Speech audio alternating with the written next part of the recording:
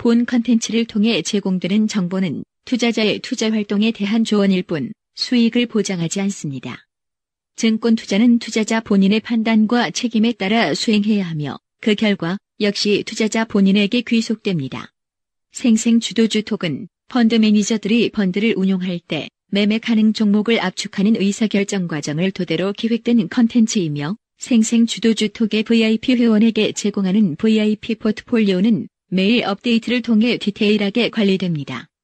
본 컨텐츠에서 나오는 자금 운용과 관련된 코멘트는 가상매매를 가정하여 설정한 것으로 컨텐츠를 제작하는 슈어넷, 밥TV는 금융투자협회의 직무윤리 및 법규를 준수합니다.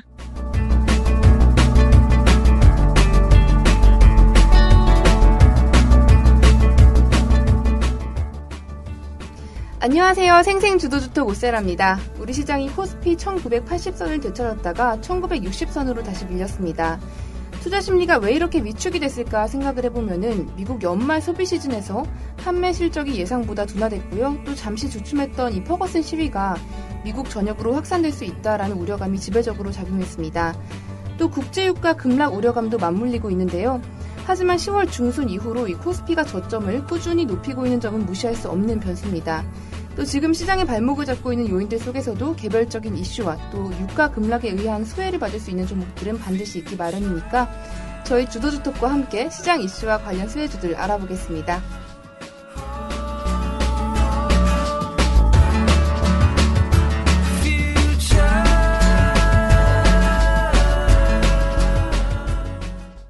안녕하세요. 에이스 전문가님. 네, 안녕하세요. 네, 오늘 저희 둘이 하게 됐어요. 이런 날이 있었나요? 그러게요. 1대1로 하게 됐는데. 아니, 왜요? 우리 여기 다른 분들도 있잖아요. 다른 분들은 제가 질문을 못 드리잖아요. 네. 굉장히 당황스럽네요, 지금. 굉장히 당황스러운데. 왜요? 아니, 어떻게 요즘 잘 지내셨나요? 아, 요즘 바빠요, 사실. 지금 계속 핸드폰으로 뭘 찾아보시는 것 같은데, 네, 종목들. 아니요, 저 종목이 제가 생각했던 가격이랑 좀 다른 것 같아갖고. 아, 그래서요? 네, 아니, 근데 제대로 됐네요. 네. 네. 어떻게 요즘 무슨 일 하느라 바쁘신가요? 알면서. 아, 이번 주에 결혼하는데, 네. 진짜, 예, 결혼하는 거 준비가 은근 신경 쓸 게 많더라고요. 그러니까요. 저도 빨리 해야 될 텐데. 예? 아무튼 축하드립니다. 빨리 하시려고요? 아, 마음 있어요? 아니요, 사실 빈말이에요. 그렇죠. 예, 빈말이에요, 그냥. 아, 좀 더 놀고 좀 더 노셔야죠. 어린데. 저 좀 더 일도 하고 좀 더 놀고 그러고 나서 하려고 해요. 네, 네, 일단 둘이 하게 됐으니까 그래도 또 깊이 있게 알아보도록 할 텐데요. 인사말 드릴게요. 저희 생생주도주톡 시즌3 누워서 주식하기는요. 최강증권방송연합인 밥TV, 슈어넷, 헤럴드TV에서 지원합니다. 네이버나 다음 검색창에서 밥TV, 슈어넷, 헤럴드TV를 검색하셔서 들어가시면 증권 팟캐스트 상단 메뉴에 생생주도주톡이 있습니다.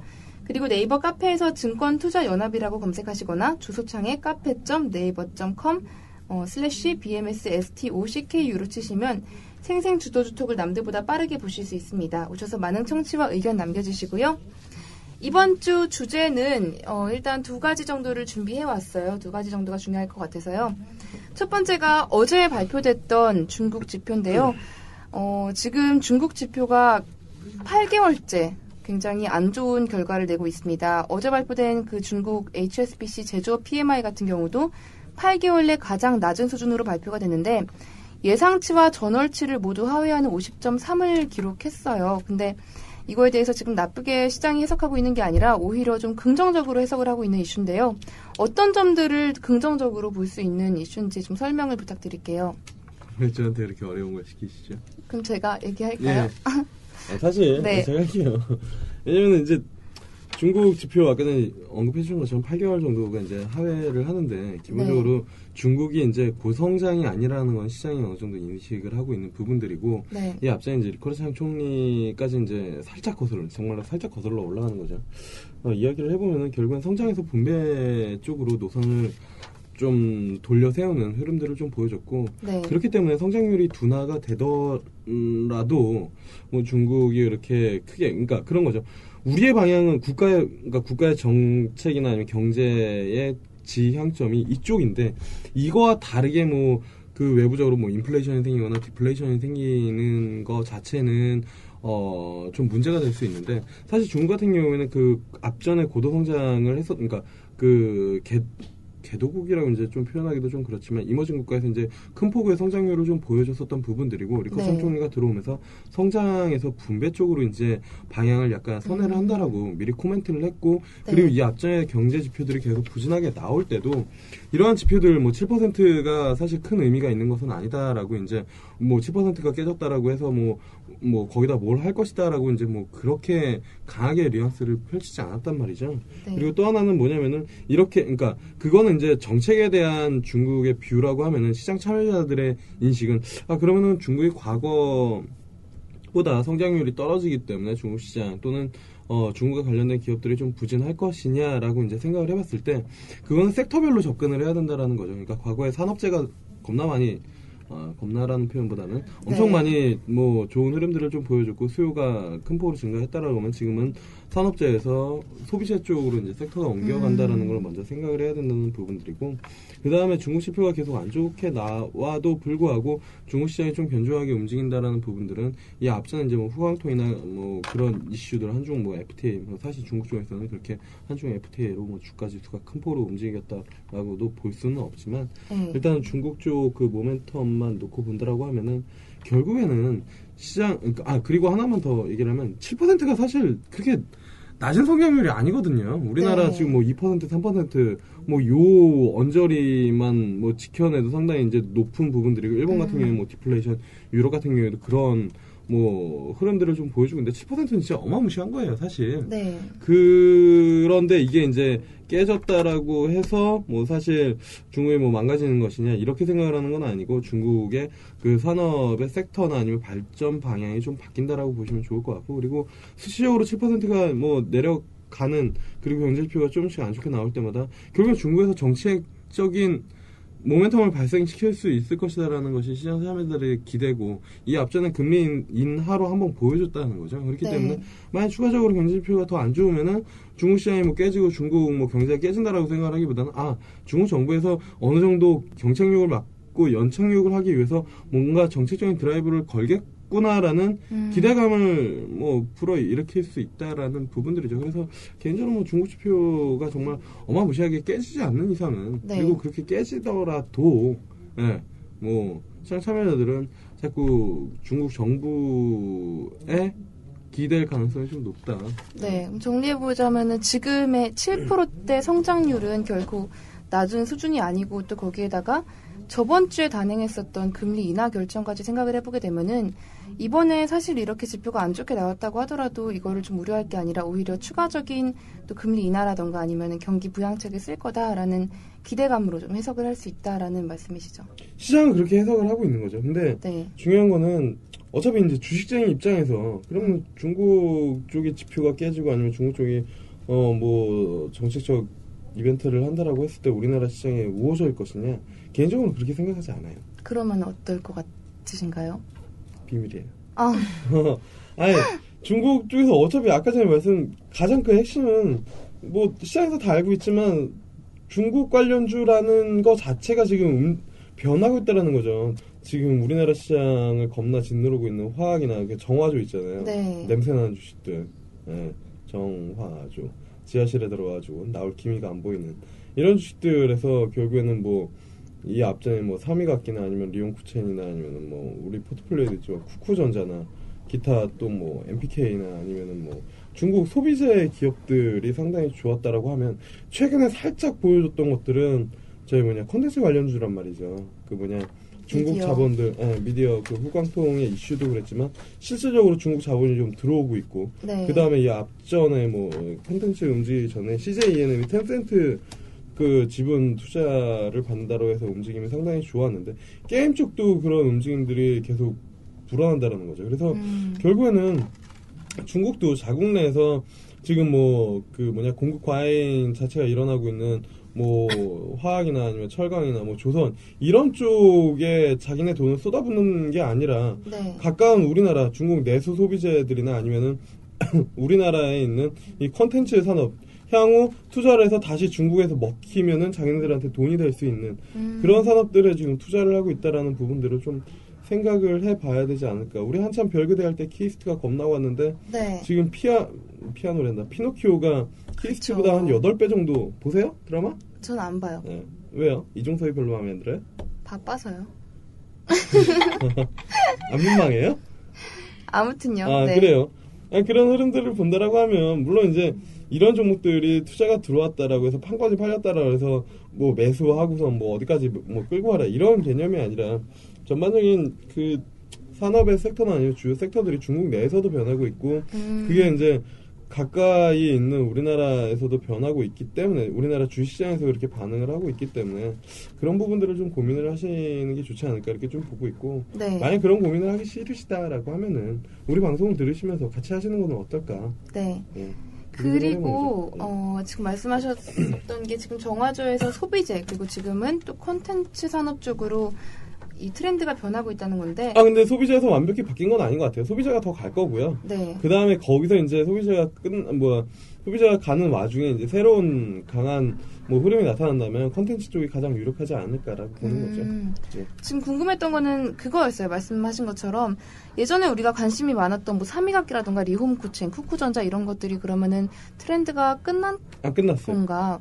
사실 근데 삼위각기 같은 경우에는 주가 흐름을 보게 되면은 반등 기미가 별로 안 보이고 있거든요. 쿠쿠전자도 지금 그냥 하단 쪽에서 움직이고 있는 것 같고 그럼 중장기적으로 봤을 때는 아직 끝나지 않았다라는 건가요? 중장기적으로는 아직 끝나지 않았다라고 보고 있습니다. 네, 알겠습니다. 그러면은 두 번째 이슈를 또 물어볼게요. 본인의 의견은 왜 얘기 안 하세요? 우리 둘밖에 없는데. 이 대담이 아니잖아요. 이게 증시 대담이. 제 의견이요? 네. 제 어떤 의견 구체적으로 좀 말씀해 주실래요? 구체적으로 질문해야 되는 거예요? 그럼요. 저한테 던졌던 질문 똑같이 중국 지표가 부진하게 나왔는데 네. 국내 증시에 어떻게 미칠 것 같은지. 저도 일단 마찬가지예요. 예전에 정화조 중심으로 우리나라 증시에서 많이 움직였다면은 소비재가 아직까지도 지금 조금 주목을 덜 받고 있긴 하지만 그에 비해서 지금 서비스라든가 게임 특히나 엔터, SM이라던가 아니면은 게임 업체들 한빛소프트 굉장히 인기를 많이 얻고 있죠. 이런 종목 중심으로 자금이 많이 쏠리고 있는 것 같은데 저는 여기서 약간 다른 게 쿠쿠전자라던가 지금 이런 종목들 같은 경우에는 IPO한 지 얼마 안 된 종목들이잖아요. 그런데 예전에 인기를 엄청나게 끌었던 리홈쿠첸이나 삼위각기 같은 경우에는 조금 자리를 내주지 않을까. 새로운 게임주나 아니면 엔터주들한테 좀 자리를 내주지 않을까 이렇게 보고 있어요. 근데 물론 트렌드가 완전히 끝났다라고 보긴 힘들지만 실적이 안 나온다라고 보긴 힘들지만 시장에서 관심을 조금 덜 갖게 되지 않을까 좀 그렇게 보고 있습니다. 약간 다른 의견이죠. 그렇게 다르지 않아요. 그런가요? 네, 그래요. 아주 좋아요. 네, 그럼 두 번째 이슈 들어갈게요. 두 번째 이슈는 골드만삭스가 내년 우리 코스피 시장을 2200선까지 예상을 했어요. 근데 지금 같은 경우에는 사실 올해도 그랬죠. 올해도 연초에 2200, 2300, 아니면 2400까지도 간다라고 증권사들마다 리포트를 내놨는데 결국 그렇게 되지 않았습니다. 많아봤자 2000포인트를 조금 넘어섰죠.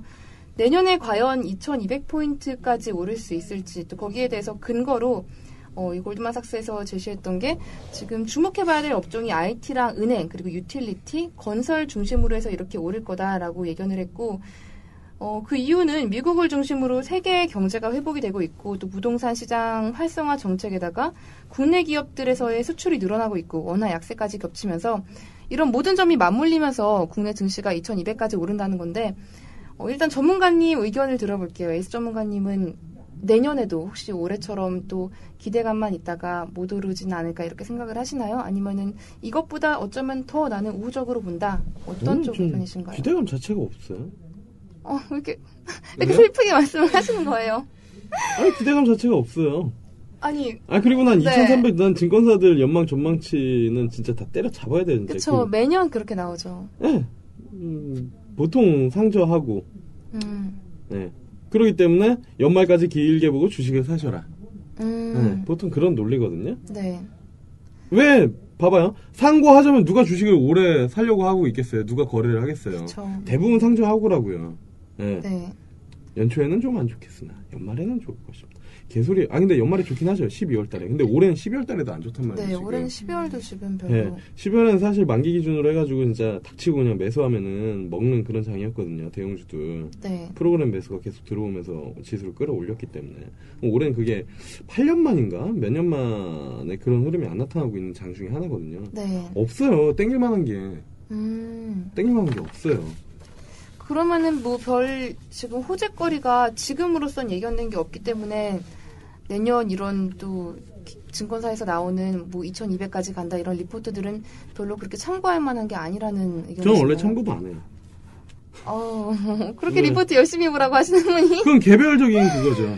네. 개별적인 기업에 대해서 그리고 그 사람 제가 리포트를 보라고 그랬을 때 그 개별적인 기업의 목표 주가가 얼마큼 그게 아니라 그 개별 기업의 허구와 진실을 잘 파악을 해서 진실만을 보고 그러니까 팩트만 보고선 내가 이게 정말로 이렇게 될 것인가에 대한 가능성에 내가 몇 %의 신뢰를 줄 수 있을 것이냐 그거를 보는 거지.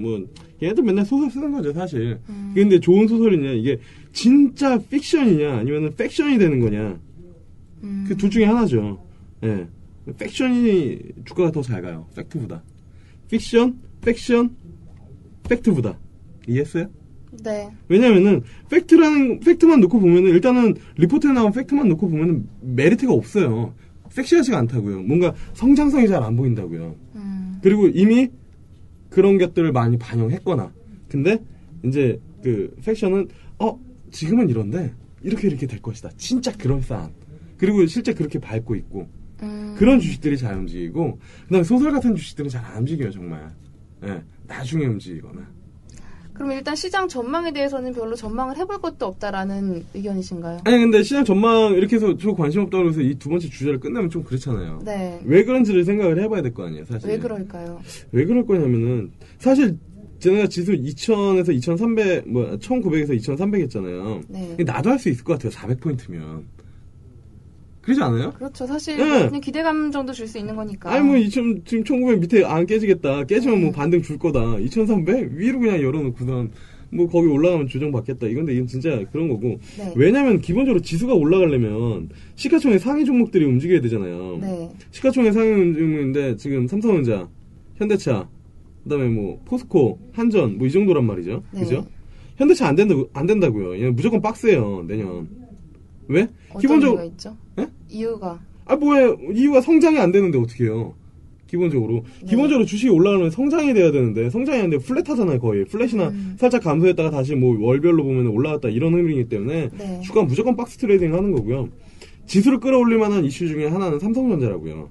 삼성전자가 만약에 자사주 매입을 추가적으로 하거나, 네. 아니면 지배구조를 정말로 잘 짜가지고, 그러니까 그게 정말로 핫하게 불거나, 아니면은 액분을 하거나, 액면 분할, 애플처럼 네. 액면 분할을 하거나, 아니면은 홀딩스 컴퍼니를 만들거나, 삼성 지주회사를 만들거나, 네. 아니면 실적이 겁나 좋아지거나. 네 가지라고요. 여러 가지 시나리오가 있네요, 일단. 뭐가요? 이거는 지금 그룹에 관한 거고, 네. 가장 중요한 거는 지금 얘기하려고 하는데 실적이란 말이에요. 애플이 액면 분할을 해서 주가가 사상 최고치로 올라간 게 아니라, 애플은 실적이 좋아서 올라간 거예요. 네. 근데 삼성전자는 실적이 좋아질 것이냐라고 봤을 때, 휴대폰, 메리트 없어요, 이제. 그죠? 네. 사실 메리트가 없어요. 그럼 반도체 쪽에서 힘을 내줘야 되는데, 반도체? 아리까리해요.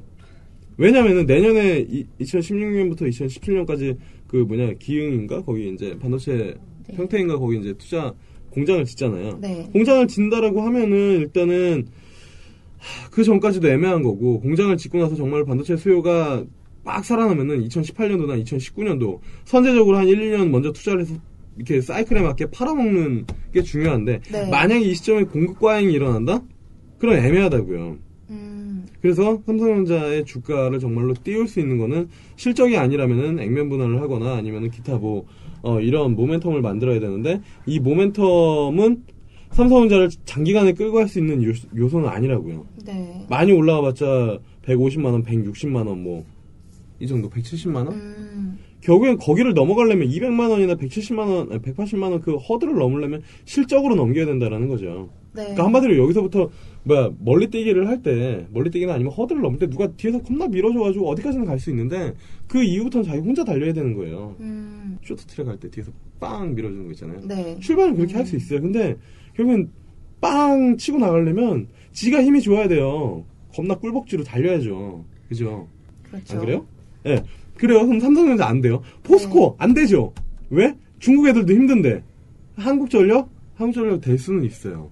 왜? 유가 하락이 계속 이렇게 되고 정부에서 전기료에 대한 부분들을 계속 이제 뭐 정상화한다라고 하면 올라갈 수 있는데, 네. 근데 한국전력이 시장의 주도로 이렇게 막 끌고 간다? 그런다고요.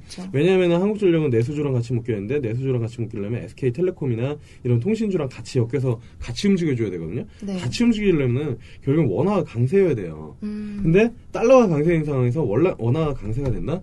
쉽지가 않다는 얘기죠. 네. 그럼 내수주 얘네가 올라갈 수 있는 이유는 SK텔레콤 같은 경우에는 단통법으로 실적이 겁나 좋아지거나 아니면 한전 같은 경우 유가가 겁나 이 정도 레벨 수준이어서 실적이 올라가는 건데 얘네는 급등을 할 수 있는 흐름들은 아니라고요. 그리고 시장을 끌고 나갈 수 있는 흐름도 아니고. 네.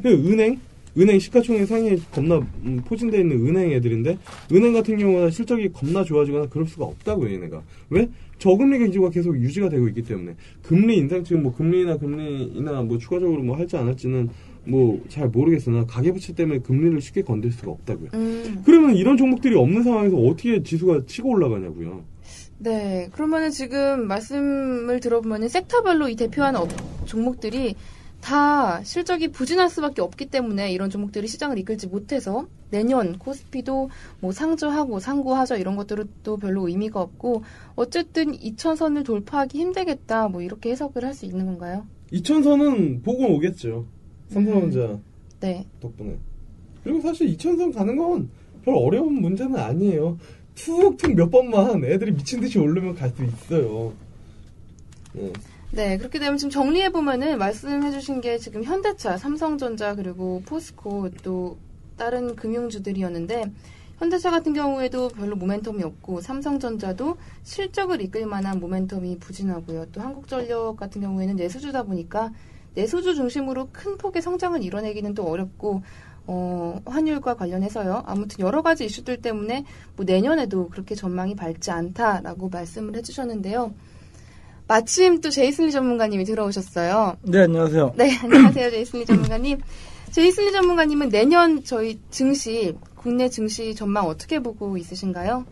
뭐 일단은 주식하는 사람들이면 다 뭐 긍정적인 마인드를 가져야 되는데 뭐 2200 얘기가 나오고 있고 사실 뭐 2000 얘기가 나오고 있는데 뭐 1분기 쉽지는 않을 것 같아요. 네. 내가 봤을 때는 쉽지 않아. 상반기를 좀 지내봐야 하반기에 정도나 가야 2000선 내지는 또 뭐 전고점이라고 하면 2090 정도 되는데 뭐 그 정도까지는 뭐 충분히 갈 수 있다고 보고요. 사실 지금 뭐 1965포인트 오늘 종가 기준인데 네.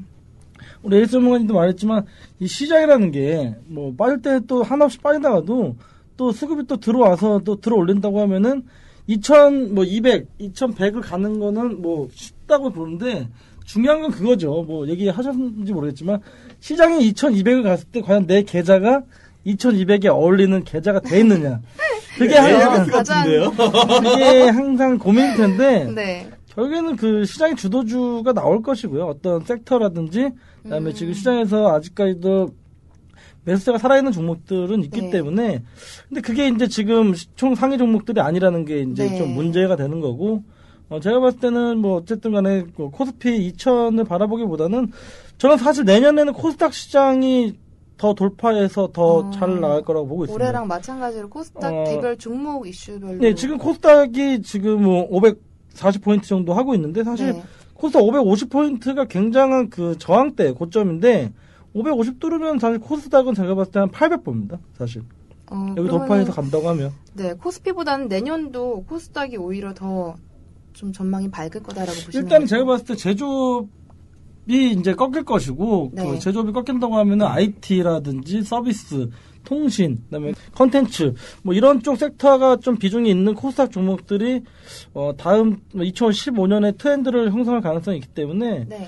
뭐 제가 봤을 때는 코스피에 너무 목매기보다는 제가 봤을 때는 다른 코스닥 종목들에서 어떤 좀 핫한 종목들 네. 분명히 나올 거기 때문에 그 종목들 위주로 대응을 하는 것이 뭐 더 나을 것 같고요, 사실은. 네. 2200, 뭐 2300, 뭐 저는 사실 의미 없다고 봅니다. 알겠습니다. 일단 두 전문가님들 의견을 종합해 보면은 코스피에서는 그렇게 큰 희망을 지금으로서는 찾기 힘들 것 같고요. 오히려 코스닥 쪽에서 여러분들 좀 기대를 걸어보시는 게 좋을 것 같습니다.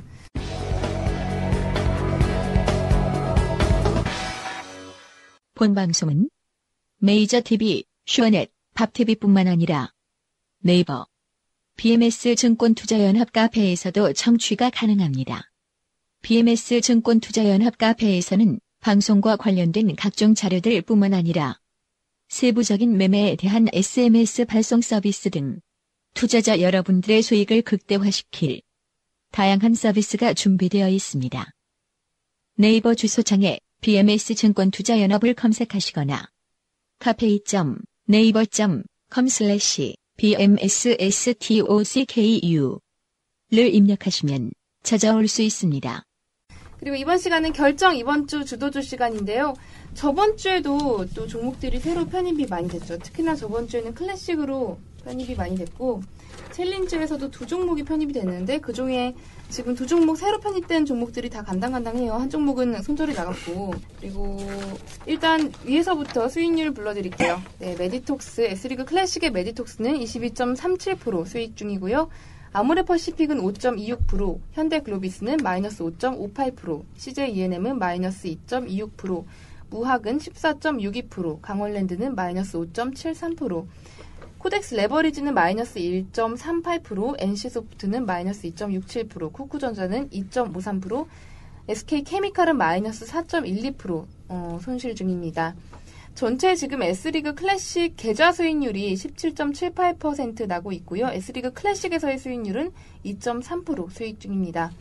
S리그 챌린지는 RF텍이 2.34% 수익 중이고요. KG케미칼이 0.88%, 나이스 평가정보가 마이너스 4.76%, KH바텍이 4.8%, 로만손이 마이너스 1.09%, 리드코프가 0.32%, 바텍이 1.44%, 우주일렉트로가 0.36%, 블루콤이 마이너스 7.14% 지금 손실이 나면서 12월 1일 어제 저희가 12,500원에 손절을 했습니다. 그리고 다음 카카오는 마이너스 5.14% 손실 중인데 이거는 지금 추천해주신 전문가님한테 한번 의견을 들어보고 오늘 어떻게 처리를 하면 좋을지 의견 들어보고 결정하려고 놔뒀어요.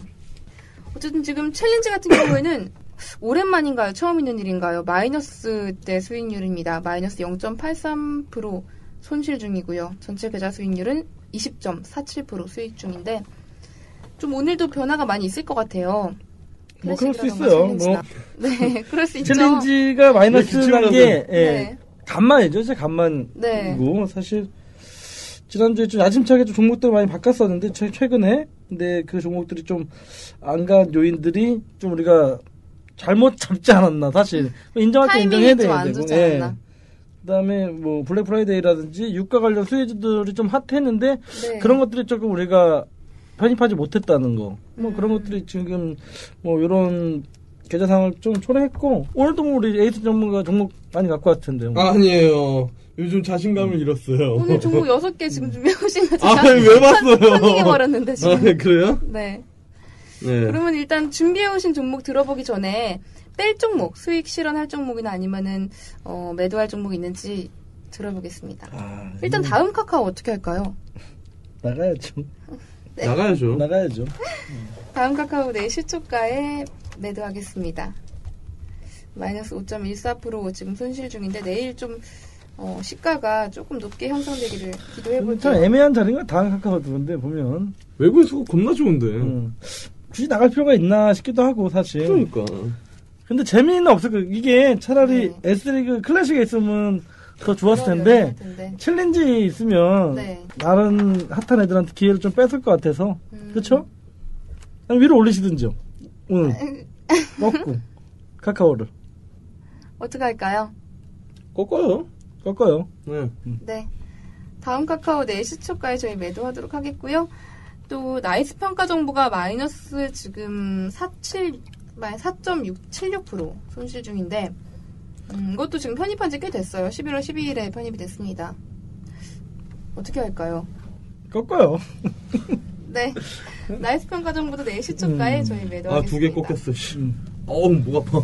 그래서 지금 챌린지에서 3종목이 나갔고요. 클래식에서는 뺄 종목 있을까요? 무학이 지금 14.62%. 아, 들고 있어야죠. 들고 있어야 되고. 네, 매드톡스는 글로비스 뺄게요, 글로비스. 현대글로비스요. 네. 현대글로비스도 마이너스. 지난주인가요? 제가 한진카를 좀 강하게 좀 얘기했었던 것 같은데, 네. 단지 제 종목이라는 이유로 또 무시받았죠. 그래서 제가 그때 글로비스라든지 예림당 빠지면서 한진카를 좀 강력하게 좀 얘기를 했었는데, 네. 좀 아쉬운 부분들이 있고, 지금 들어가기엔 좀 한진카 다시 좀 너무 많이 올랐죠. 대신 글로비스 좀 빠져, 유가가 이제 어느 정도 바닥 잡히는 듯한 모습이라 그 관련 종목들, 이제 유가 수혜주다 뭐 했던 종목들이 한 차례 차익 매물들이 나올 가능성이 좀 있습니다. 그런 차원에서도 한번 빼는 거고, 네. 좀 더 지켜본 이후에 다시 편입을 할 거고요. 네. 아모레퍼시픽이 11월 12일에 편입이 되는데 한 5% 정도 수익 중이에요. 이거는 계속 어떻게 놔두나요? 화장품 하나 있어야 네, 있어야 돼요. 근데 안 죽었어요? 뭐 다 좋아요, 다 지금. 그리고 또 뺄 종목, 각자 자기 종목 중에서 저는 사실 우주일렉트로 이제 뺐으면 좋겠거든요. 우주일렉. 들어간 지 얼마 안 되긴 했는데 한 2주 정도 됐는데 글쎄요. 처음 편입될 때만 해도 되게 핫하다 생각했는데 별로 안 핫한 것 같아서. 옆으로 뛰고 있죠? 네. 네, 그때 좀 오른 상태에서 이제 들어갔으니까. 빼요. 네, 우주일렉트로도 내일. 종목 갖고 왔죠, 좀? 아, 그럼요. 어. 많진 않지만. 종목 없으면서 막 빼자 그러지 말아요. 네, 빠진 종목 서러워요. 나이스. 다음 카카오. 현대글로비스, 블루콤. 네. 현대글로비스, 나이스, 우주, 블루콤. S리그 클래식의 자리가 한 자리밖에 없는 거네요, 그러면. 네, 현대글로비스만 지금 빠졌어요. 강원랜드 어떡하죠? 강원랜드가 있었네요. 강원랜드 지금 마이너스 5% 손실 좀 중인데. 숨어있는 애 같은데 아닌가? 그래도 겨울 이제 좀 연말 이거 배당 보고 배당이죠. 저희 매수한 거잖아요. 근데 좀 꺾인 것 같은 느낌이 들어서 강원랜드가. 오늘 그 차트 잘 보시는 분이 안 오셔가지고 네. 지금 차트 얘기를 하나도 못 하고 있어요. 카지노주들이 전반적으로 좋지 않은 것 같아요. 지금 보니까. 그럼 강원랜드도 지금 약간 위험을 대비해서. 강원랜드는 다음 주에 알아서 뺄까요? 결정하실 것 같아요. 네. 애매하죠. 아니, 걔는 들어갈 때부터 애매했어요, 사실. 딱히 우리가 큰 수익을 노리고 들어간 거 아니잖아요, 강원랜드가 지금. 그래요. 난 배당 욕심 없어서. 네. 그리고 사실 게임주 중에서도 저는 NC소프트보다는 뭐 네오위즈 게임즈라던가 아니면 다른 종목 게임빌 이런 거 더 좋게 보고 있는데 NC소프트가 저번에 편입된 이후로 아직 손실 중입니다. 좀 길게 볼게요. 저는 NC소프트 좋아요. 좋아요. 네. 그런가요? 네, 좋아요. 웹젠을 그때 얘기했었는데 웹젠을 못 들어갔죠, 사실. 그날 같이 들고 왔거든요. NC랑 웹젠 같이 들고 왔는데 네. 공교롭게도 웹젠이 상한가라서 저희 규정이 그 전일 상한가 종목을 편입을 못하게 돼 있어서 네. 못 들어간 게 좀 사실 10%도 못 들어갔어요. 좀 아쉬운 감이 없지 않아 있었는데 NC소프트 차트가 뭐 웹젠처럼 이렇게 뭐 가볍진 않겠지만은 제가 봤을 때 NC는 모바일 게임 하나 나오면 게임 끝이에요. 네, 게임 끝이에요. 진짜 40만 원 넘는다. 진짜 게임 끝인데 지금 나온다는 얘기부터 해서 가시적인 게 나오고 있어서 나오자마자 네. 게임 끝이야. 게임 끝이에요. 게임 끝이에요. NC는 가져가야 돼요. 수급 쩔고. 네, 알겠습니다. 그러면은 지금 클래식에서 한 종목, 그리고 챌린지에서 세 종목, 이렇게. 네 종목이었네, 네 종목. 네 종목 매도했고요. 오늘 준비해오신 종목들 들어볼게요. 에이스 전문가님 오늘 어떤 종목 준비해오셨나요? 사실 바텍이 있어서 들어갈 수 있을지 없을지는 모르겠으나 인바디 다시 한번 네, 인바디. 네. 또. 그리고 셀바이오텍 과거의 주도주가 다시 움직일 수 있을 가능성이 높다라고 보고 있습니다. 네, 인바디, 셀바이오텍, 그리고 효성 OMB, 네. 그리고 하나가 대원 미디어입니다. 우리 컨텐츠가 없는 것 같아서요. 대원 미디어는 만화책 만화책이 혹시 미생 아니에요? 아닌가요? 네. 아, 미생 좋아하세요? 요새 엄청 핫하더라고요. 저는 다 봤어요. 웹툰. 웹드라마 얘기 드렸죠? 예. 대원 미디어는 만화책 어떤 거 출판하는? 우리나라에서 하는 대부분의 만화책이 대원 미디어예요. 그래요? 네. 해외에서 그 판권 사업. 네, 판권 사가지고 하는. 네. 차트 보면 인바디, 나쁘지 않아요. 인바디랑 지금 셀바이오텍, 효성 OMB 그리고 대원 미디어 나왔고요. 그리고 제이슬리 전문가님 어떤 종목 준비해 오셨나요? 저는 오늘 간만에 좀 종목 많이 준비했어요. 네. 또 그 얘기 한번 해야죠. 메가 트렌드를 주도하는 이 얘기만 하세요. 트렌드라기보다는 그냥 오늘 뭐 솔직히 많이 차트를 좀 시간이 좀 남아서 네. 돌리다 보니까 뭐 걸린 종목들하고 수급 보고 이제 좀 갖고 왔는데 우리 아까 얘기했듯이 지금 헬스케어 쪽하고 바이오 제약 섹터 죽지 않는 것 같아요. 그래서 다시 우리가 예전에도 했던 것 같은 휴원스 다 아시겠죠? 인공 눈물 관련해서 휴원스도 오늘 봤어요. 휴원스 계속 눈에 밟히는데 이런 건 좀 들어가 줘야 될 것 같아요. 지금 휴원스 하나 준비했고 그리고 요새 대형 조선업종이 별로 좋지 않은데 제가 사실 좋아하는 쪽이 이제 피팅 밸브 업체 쪽 좋아하거든요. 뭐 하이로코리아, 뭐 DK락, 성강밴드 이런 애들은 좀 예전부터 좀 승률이 좋았던 종목들인데 하이로코리아가 또 요새 실적 부분도 괜찮고 4분기 뭐 얘기가 나오면서 하이로코리아도 지금 제가 봤을 때는 괜찮다 싶은 종목 중에 하나고 아까 컨텐츠 얘기했는데 SK컴즈가 지금 바닥에서 올라오고 있어요. 컴즈. SK컴즈까지. SK컴즈는 업사이드 좀 클 것 같고 여기에서 올라온다고 하면 저는 한 10,000원 이상 봅니다. 이거는 SK컴즈는. 그리고 뭐 결제주들도 좀 보고 있는데 오늘 한국사이버결제 괜찮았는데 결제는 제가 많이 얘기했잖아요, 그렇죠? 모바일 결제 쪽하고 뭐 KG 인시스. 한사결 오늘 강했어요. 네, 한사결 강했는데 수급이 지금 약간 좀 좋지 못해요, 사실은. 그래서 좀 눌리면은 한국사이버결제는 좀 다시 볼 거고요. 그다음에 코인텍, 뭐 우리 여러 번 여기서도 언급됐던 종목인데 코인텍이 자리 지금 몇 점 온 것 같아요. 알겠습니다. 이거 코인텍 차트 아니에요. 아닌가요? 이거는 SK컴즈고 지금 노트북이 조금 느린데. 엄청 느리네요. 아까 누르신 것 같은데. 그러게요. 뭐 봤어요? 코인텍이 지금 거의 수렴했어요. 제가 봤을 때 수렴의 끝에 왔기 때문에 여기서 한바탕 좀 올라가면은 얘도 클 것 같고. 그다음에 우리 예전에 제가 좋아했던 종목 중에 하나인데 이스페타시스라고. 종목 많이 본 티가 나는데요? 네. 이스페타시스 맨날 얘기하던 종목이 아닌데요? PCB 쪽하고 그다음에 항공 우주 관련 이쪽인데 뭐 이쪽 얘도 실적이 괜찮아요. 실적 얘기가 다시 돌면서 3분기 어려웠으나 4분기 또 내년 또 기대되는 업종이고.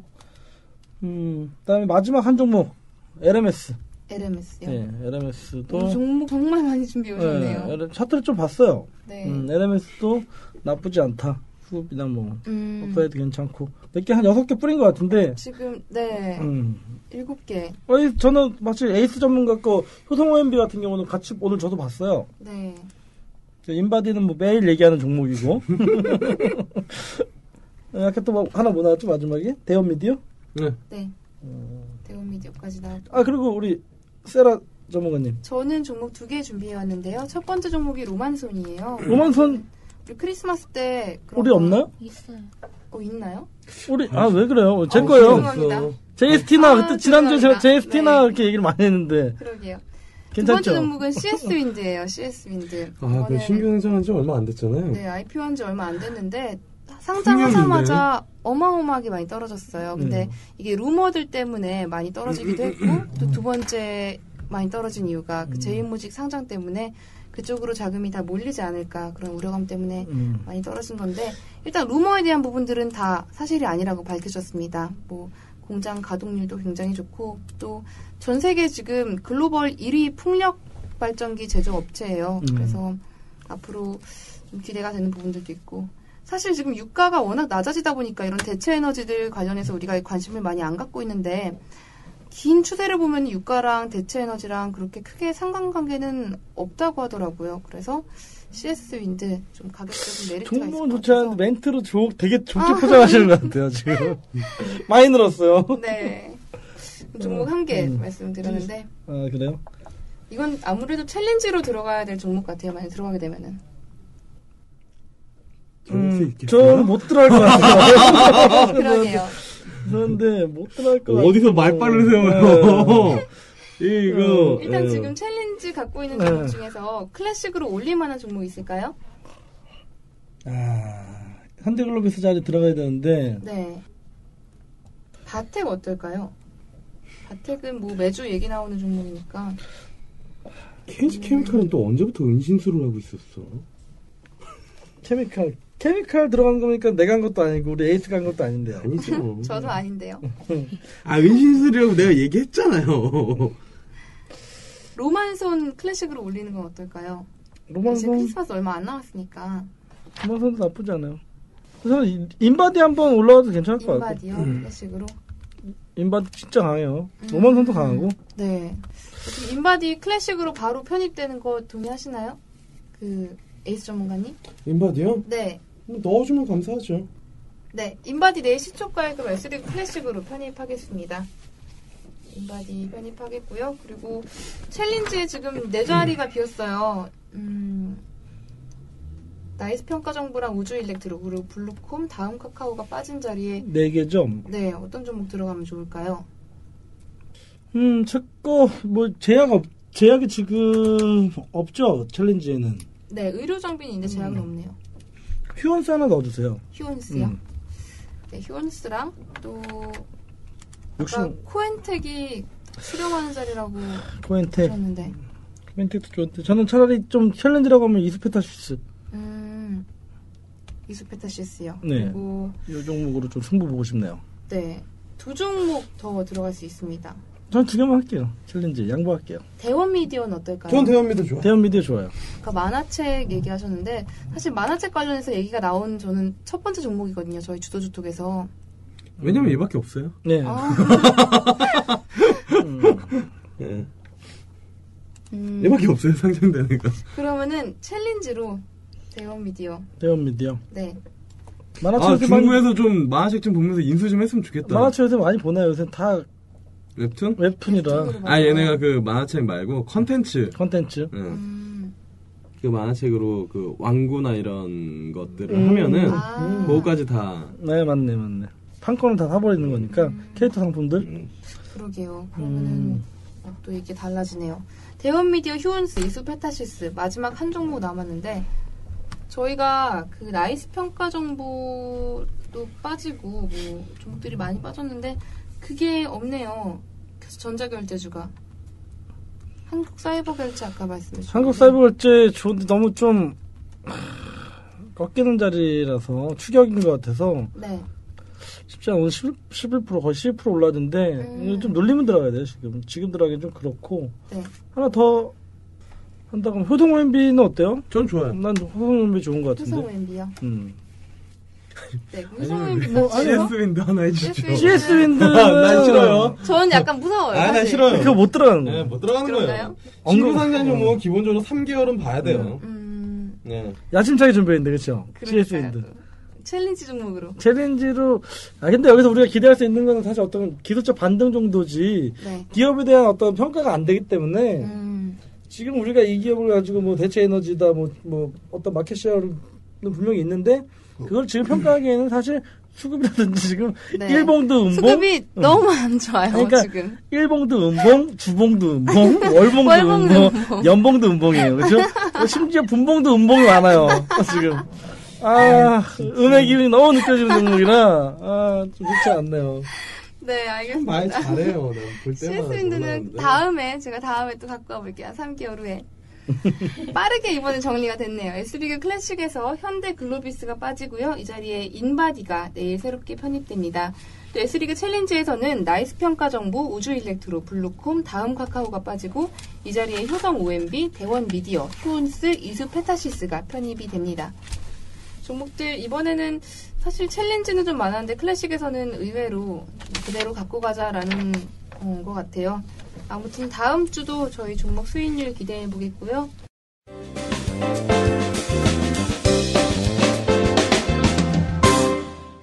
이번 주 증시 주요 일정들 말씀드리겠습니다. 일단 오늘 미국에서는 10월 건설 지출 발표가 있고 내일 일요일에서는요. 중국에서 11월 비제조 PMI 발표가 있습니다. 또 유럽에서는 10월 소매 판매 3분기 GDP 발표가 있고요. 목요일 미국에서는 주간 신규 실업수당 청구 건수 발표가 있고 우리나라 3분기 GDP, 또 유럽에서는 가장 이번 주 중요한 이슈죠. 12월 20일 통화정책회의 발표가 있는데 이번에 개최하는 12월 20일 통화정책회의에서 추가적으로 어떤 경기 부양책을 쓸 건지 아니면 국채 매입이라던가 이런 양적 완화를 위한 움직임을 어떤 것들을 또 보여줄지에 대해서 관심을 갖고 보시면 좋을 것 같아요. 그리고 금요일에는 미국에서 11월 실업률 그리고 11월 비농업 부분 고용자 수 변동 발표가 있습니다.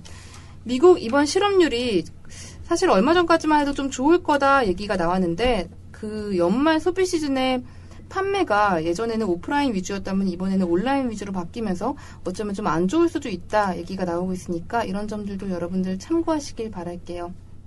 네, 이번 주 주요 증시 일정까지 해서 생생주도주톡 마무리하겠습니다. 오늘 참여해주신 에이스 전문가님 너무 수고 많으셨고요. 그리고 제이슨리 전문가님도 늦게 오셨지만 굉장히 중요한 얘기 많이 해주셔서 했죠, 그럼요. 네, 감사합니다. 수고 많으셨습니다. 네, 수고하셨습니다. 수고하셨습니다.